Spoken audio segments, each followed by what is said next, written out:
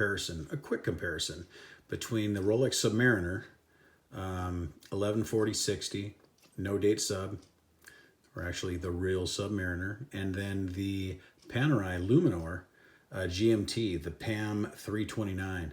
Look at the difference in size on this thing. So this is a 44 millimeter here on the left, and then on the right we have a 40 millimeter. So look at that. I mean, even with the super case, I mean, the size of this Luminor is massive. It just dwarfs the sub. Look at the thickness. It's just massive. There it is, kind of head on.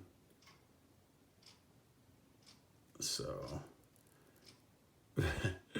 wow. And these are both, I mean, both high end, you know, best of the best. Sought after pieces. Of course, they differ in price quite a bit. But and popularity. I know the sub has a lot more, you know, it commands a premium, and everybody, there's a lot much more popular. But these Luminors, I think a lot of people are kind of afraid of them just because they're big, but they do have a huge following, and they are beautiful, and they're made very well. So this one is a GMT though, and they are both automatics. Of course, you guys know that the Rolex is a 30/30. You know, almost 48 hour, almost 50 hour power reserve. This is a 9001, P9001, which is a automatic 3-day, 72-hour power reserve, 29 joules. The Rolex has a 31 joule movement. And I'm not sure, I know the Rolex has the parachrome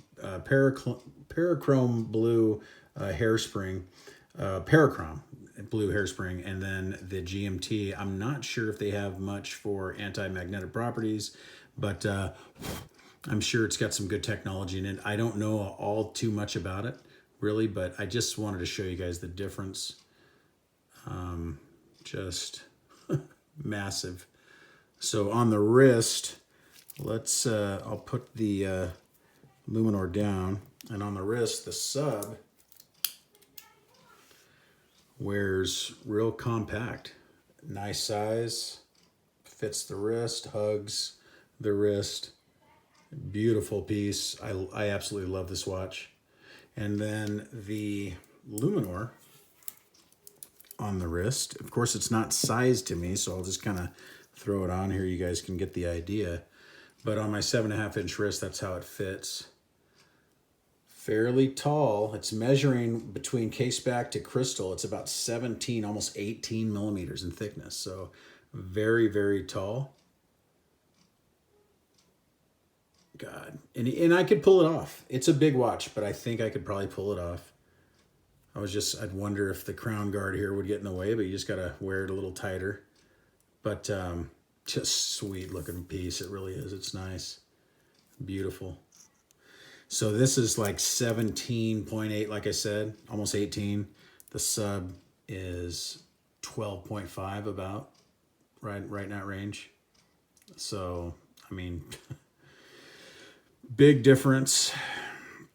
Let's do a Lume Shot on both real quick so you guys can see that.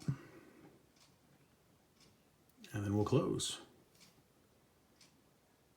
And of course, they're both divers, so you got 300 meter water resistance on both. The only thing is you don't have a rotating bezel, of course, on the Panerai.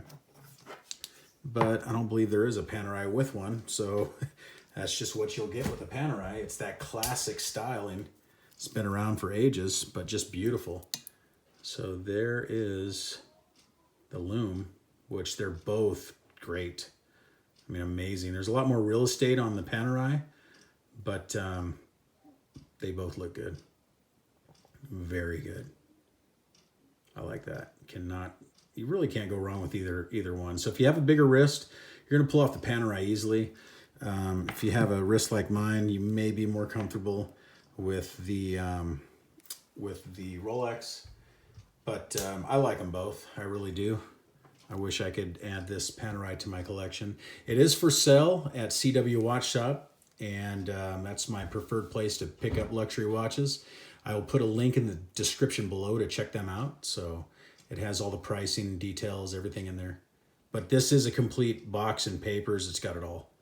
So very nice. And this Rolex is mine. It's not for sale. Thank you. So anyway, guys, I appreciate it. Thanks for watching. It's just a little, difference in the two, Panerai and Rolex. So thank you so much for watching. Please like and subscribe, and I'll see you in the next one. Thank you. Goodbye.